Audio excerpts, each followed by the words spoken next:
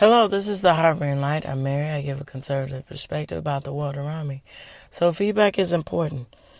I appreciate all the listeners. I thank you all so much for listening. It means a lot to me that what I find interesting and different concepts about what's prevalent, in our society, you all find that prevalent. So, feel free to give me your thoughts, concerns, maybe show ideas about everything. And I have those sources provided for you in this episode. Also, along with Shopify. I'm on Shopify. I have custom-made content made to order. So you want to check it out? That link will be provided for you in this episode. All right, so some of the audio platforms that I'm on Spreaker. I'm on Spotify, Pandora, iHeartRadio, Amazon Music, just to name a few. All right, so this episode is the continuation, as I was saying, about art. So now I'm going to focus on super realism. And then next week I'll get to surrealism, as a opposite effect. It's supposed to be the aspects of super real, really realistic. And the opposite of that would be surrealism. All right, here we go.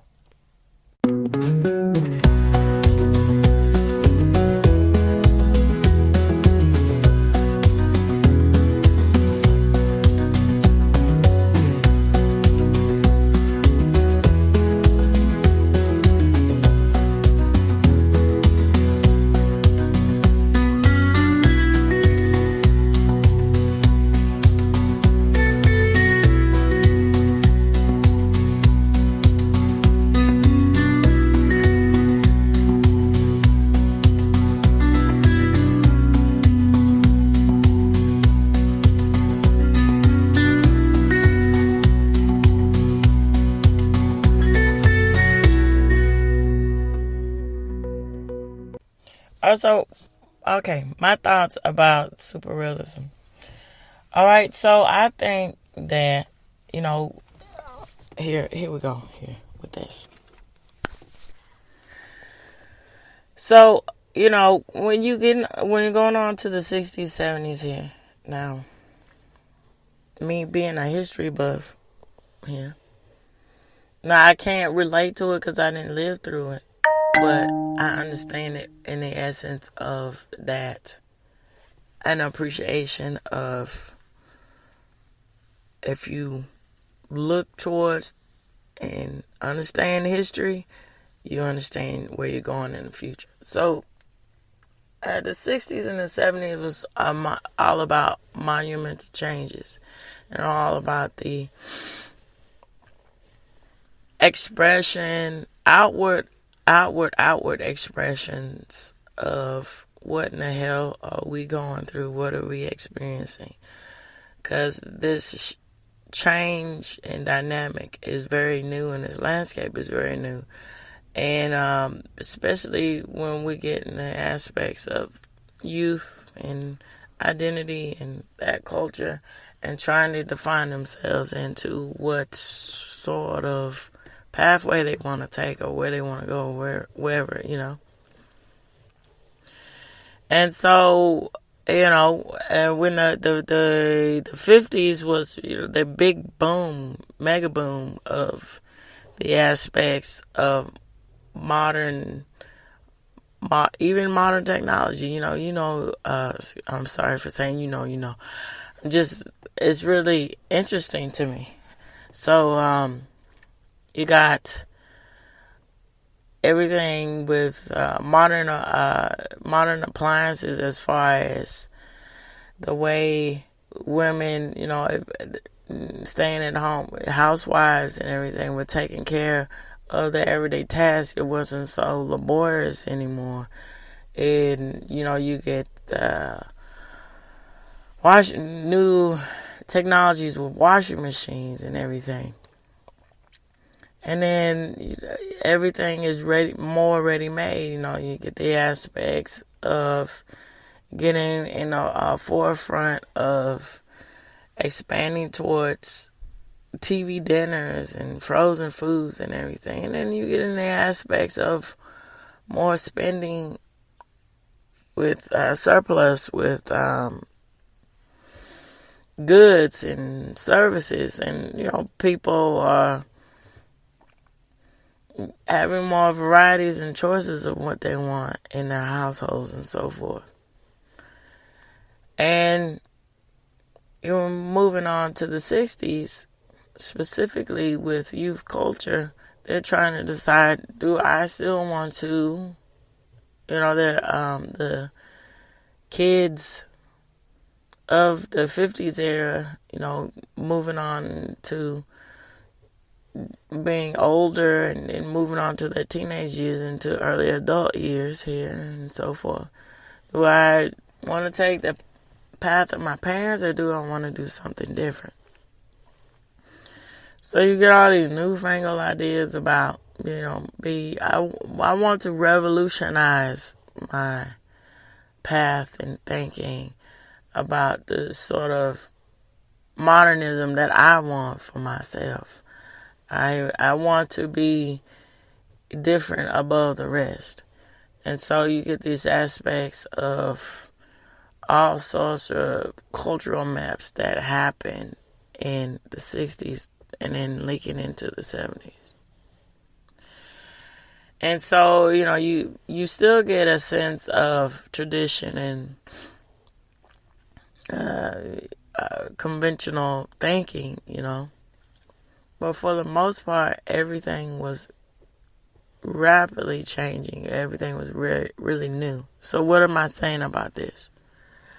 People were starting to be, specifically women, and then more so they want to be in an association with the same aspects that men are associated with. Having the aspects of being adventurous when it goes to exploring and traveling the world, they might say. Or, the aspects of, I don't want to marry young like my mother did or whatever. I want to be my own woman. I want to get in the workforce this way. Or I want to go to college. Or I want to do this. When, it's funny to me how the 60s was pigeonholed as this aspects of women taking charge, taking force, more so, and being very aggressive, when there is cases throughout before then, and then even when how did you get women like Madame Curie, for instance, if women weren't allowed to explore and understand that there's more, there's more to life than what is being presented as the path of a woman can take, which is it serves the purpose that everything is not what it seems. And it's quite interesting on top of that when you give an example of, well, she did this, so I can do this, right? When you want to do something that doesn't make a whole lot of sense, or you want to, for instance, say you want to be a career woman, right? And that works for some women, but most women, they want to have a family eventually. So something's gotta give. You gotta find some sort of compromise, right? Or you gotta find a career that is very intuitive to, and you don't feel like you have to sacrifice so much of when you do decide to have to be a wife and a mom here, mother, or plural, more than one kid. And so, they say, well, she did this, she had it all, and it worked for her. Okay, yeah, sure. But that's not always the case. You have to find, common ground here. And it's funny how it's always a push and an argument when you try to explain that, But when you try to find the exceptions to the rule, when you flip it on their head and say, well, this is an exception to the rule that women are all oppressed, as you say, because look at this case, Madame Curie and other people, the first, there were, if I'm not mistaken, there were female fire women, there were, fire women early on, pretty early on, and you go down the list and say all these things. Oh, well, that doesn't mean anything. So, which is it? So my point in being is on to superrealism. I think superrealism was the cohesive whole of showcasing all of these things. People outwardly and succinctly and specifically saying, this is this, and this is how things look, and this is how it feels viscerally if you want to go into the depths and the realms of humanity. Okay, so with all this said, I'm going to get into facts, and then I'm going to get into... first, I'm going to surface on the AI-generated responses about superrealism, and then I'm going to expand out onto that. All right, here we go. Okay, here we go. So, all right, so superrealism, also known as photorealism or hyperrealism, is an art movement that emphasizes meticulous detail to creating paintings that resemble high-resolution photographs. This genre of art aims to create a lifelike replica of reality using extremely high-resolution photo references, often making the final product indistinguishable from the reference. So superrealism attempts to trick the viewer's eye by breaking down the wall between our inner and our outer life, often incorporating textures, surfaces, lighting effects, and shadows that are represented more clearly than they are actually perceived. The movement began in the late 60s and early 70s with artists like Carol Freeman, Duane Hanson, and Joe D'Adrina being considered pioneers. Superrealism differs from traditional photorealism by using additional, often subtle, pictorial elements to create an illusion of reality that either does not exist or cannot be seen by the human eye. It often includes narrative and emotive depictions, setting it apart from the more literal approach of photorealism. Artists often use photographs such as sources of their art, sometimes employing mechanical means such as photography, slide projections, or multimedia projects to project images onto canvases. And they may use gridding,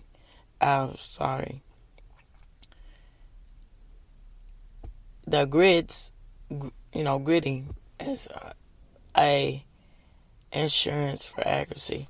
So, for the aspects of measuring out, using a grid system to make sure whatever they want to place on the canvas or so forth is scaled correctly to make their point about whatever they are trying to express in their paintings or sculptures or whatever. So superrealism is characterized by its extreme likeness, with the sculptures like Duane Hanson often working from cast and painters often working from photographs. Critics sometimes dismiss hyperrealism. Let me say that again. Critics sometimes dismiss hyper-realistic paintings and drawings as mindless copying, lacking in imaginary or originality. but the public often appreciates the skill and the craftsmanship involved in creating such detailed works. Alright, so with that said, I'm going to get in the aspects of some extend out and talk about this some more. Here we go.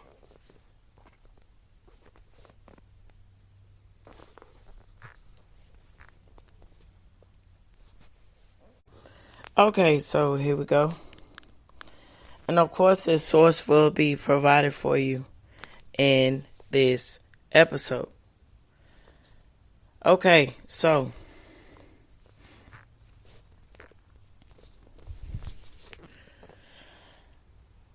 the birth of realism in art is often given a specific time and place. So the start of it, France in 1840, from where it spread and transformed as a pan-European response to the age of industrialization. It remains, however, an open-ended, that is,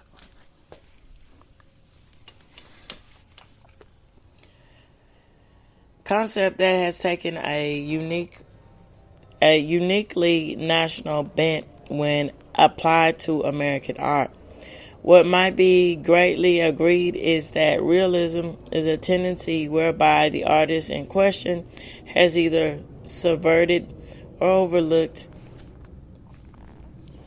altogether the academy or the typical orthodox standards in pursuit of more authentic or relevant figure art. Realistic art typically responds to a contemporary event and situation, sometimes as a form of social commentary or documentation. Not so much a movement, then. So American realism is a tendency that has traveled the timeline of American history since the birth of an independent country. Though the various manifestations, realism has become an important instrument in shaping America's self-identity as a nation. Alright, so key ideas and accomplishments. So John Singleton Copley holds the rank of the greatest American painter of the 18th century, known primarily for his portraits. He developed a realist style that captured his sitters, some of them the most important pioneers of the New World, in a naturalistic way, with very fine attention to small details, priding himself on his political neutrality. Copley brought a level of objectivity to portraits that was wanting in even the best examples of his more austere European contemporaries, and was an English name, the English name of Thomas Cole, who invested the rise of America's first landscapist. On the other hand, Hudson River School was captivated by the majesty of the American landscape, and its members brought into the European idea of the sublime of power of nature. So, we get into the concepts of merging that together with the aspects of why we have this is really personified and unified with the aspects of American culture. When we get into natural patriotic imagery, in the beginning of it, when we go into the war efforts here, it's more prevalent, during World War II, and, but you can see how those all link together. And then when you go into the colonization and everything, the division between the redcoats and American Revolution and all, you can see all this national pride spewing out, and how super realism really helps to center focus on the aspects and the identity of encapsulating what it's like to be an American and what the American experience means to so many other people. All right, so sorry about this. So the combined impact of Great Depression and the Dust Bowl crisis of the 1930s led to the development of national relief programs that included roles of artists and photographers in the worst affected communities. In the Midwestern heartlands, a style known as the regionalism emerged, which, reviving the traditions of folk art, the regionalists were promoting the archetypical American rural subjects that embody the values of hard work, community, and austerity.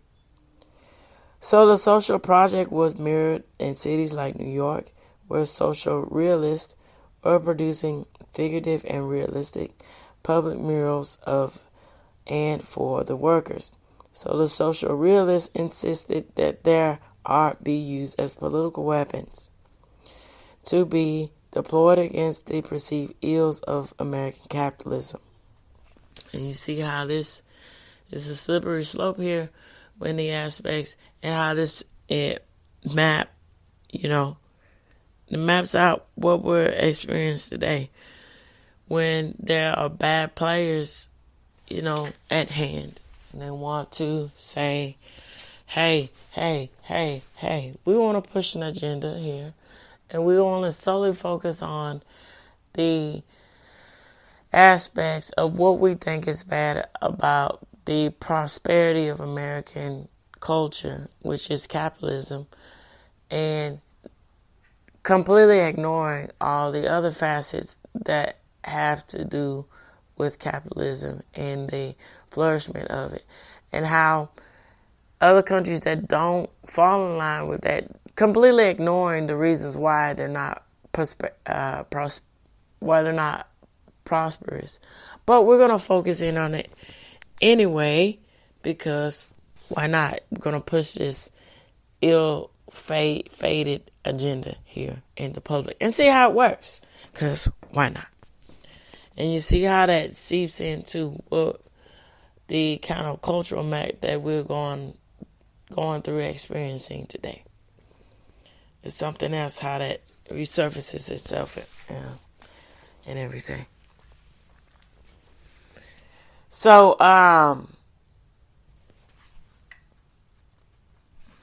following the invention of abstract expressionism, American art revered its interest in realism in the 1960s.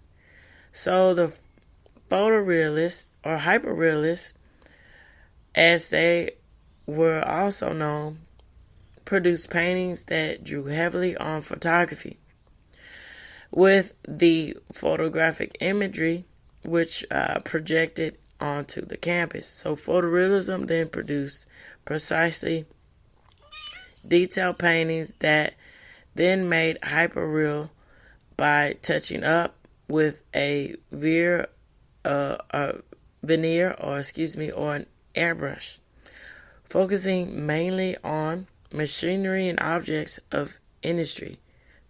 When you get airbrush, we airbrush a car and so forth, and as they're specifying now. And then even now with cakes, you can airbrush a cake. So cars, trucks, planes, vending machines, and so on. And specifically in the art of Audrey Flack. Current news photography and photorealism offered a counter of the rise of conceptualism and minimalism. All right, so here we go. So photorealism.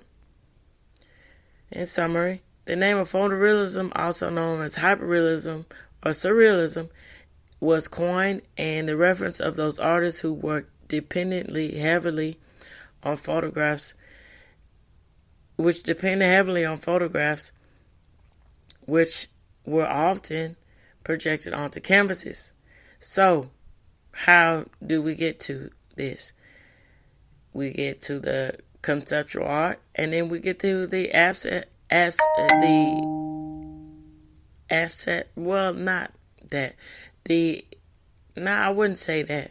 We lead to pop art and minimalism, and minimalism. As I mentioned about pop art before, how that's about the aspects of making commentary on consumerism and shining light to the mundane and making commentary about what people were experiencing in their culture at the time, in the 60s and so forth, when it was more and more prevalent with consumer goods and so forth, and the commentary about the popular culture at the time too. And then when we get into minimalism, that's the complete opposite. We're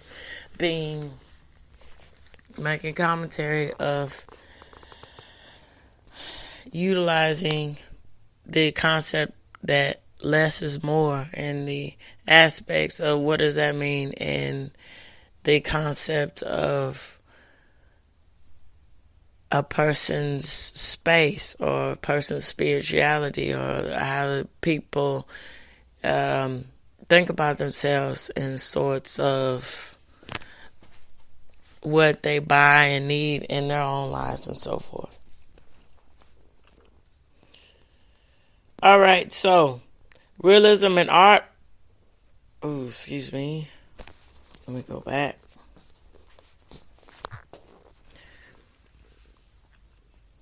So, realism in art over that of idealism and abstraction. Among several male practitioners of photorealism, there was an interest in themes of machinery and objects in the industry, such as I was mentioning, which makes a lot of sense.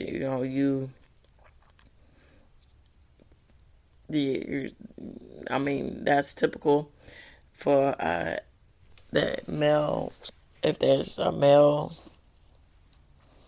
driven audience, or you got males in the forerunner of super realism, and they find interest. This is what they find interest in, and they want to give light and to the artistry of these things. So when we get in the aspects of trucks, motorcycles, cars, and eventually gumballs, machines, and so forth, and they want to bring light to the artistry and within that, and there is an art form into the aspects of specifically now how custom made things can be when we get in the aspects of motorcycles, trucks, cars, and then going on with the aspects of how alluring that can be to the display of candy and everything to children and so forth, and using the type of what works and what doesn't work with the aspects of that. And that's quite interesting too when we think about how these I guess you could say that again with these ordinary concepts, how they influence our culture. All right, so Audrey Flack, the sole female who partake in this, infuses her work with greater emotional and the aspects of life, transcending of life. Ultimately, the photo realists were successful in attracting a wide audience, but they are often overlooked by art historians as an important avant-garde style. To a degree not previously accomplished, photorealism complicates the notion of realism by successively mixing together that which is real and that which is unreal. While the image on the canvas is recognizable, the careful details of everything suggest that it is something different. So the artists often base their work upon photographs rather than direct observations. Therefore, the canvases remain distant from reality and is metaphorical. Many realists insist that their works, which are laden with such mass and consumer culture icons, trucks, fast food restaurants, and mechanical toys, are not communicative of social criticism or commentary. However, it is hard to deny that these works are recognizably American. At times, the actual work, rather than the artist's words, is the most useful guide. In this manner, there is the contrast between the reality of primacy of the word or text or the visual within our society. Since the advent of photography in the early 19th century, artists have used the camera as a tool in picture making. However, artists would never reveal the paint. Their dependency on photography as to do within as a aspect of cheating. In contrast, photorealism acknowledges the modern world's mass production and the prolific of photography. So, it's the aspects of criticism within it saying that, they just want to mimic something they don't really have an artistic bent for themselves.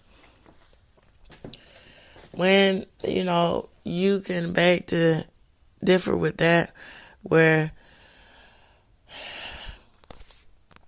even in the aspects of their renaissance here, what works, what people find influence from something, it works. And you can see the mimicry, as you can say, within the realm of Renaissance art. So it's one of those things you got to take a second look at and say, okay. Give the credit they were trying to do something different and take it as you will, So, in fact, several artists attempt to replicate the effects of photography, getting away from the natural vision of our eyes, such as blurriness or multiple viewpoints, because they favor the aesthetic and the look. Therefore, while the resulting image of the realistic aspects of everything is simultaneously on stage, and which is away from reality by dependence on the reproduced image. These works question traditional artistic methods as well as the differences between reality and artificiality. So the representation of light as well as the infraction of light and color together has concerned artists throughout the ages by using slide machines to project images into bare canvases. So, photorealism for the first time unites color and light together as one element. So then capturing the light is of most especially evident in the highly reflective surfaces of steel and chrome. Photorealists, along with some the participating aspects of artists with pop art, reintroduce the importance of process and deliberate planning over the aspects of improvisation and automatism. In the making of art, craftsmanship, and the exacting brushwork. In other words, the traditional techniques of academy art are again of great significance, and painstaking craftsmanship is prized over everything, and after decades of spontaneous, accidental, and improvisations of things. Alright, so I'd like to know what you think about the aspects of superrealism, hyperrealism, these concepts and changing the forefront of art. feel free to reach out to me. All right, so this reaches the end of the Harvard Light. Tune in, turn up, and absolutely take care. Bye-bye for now.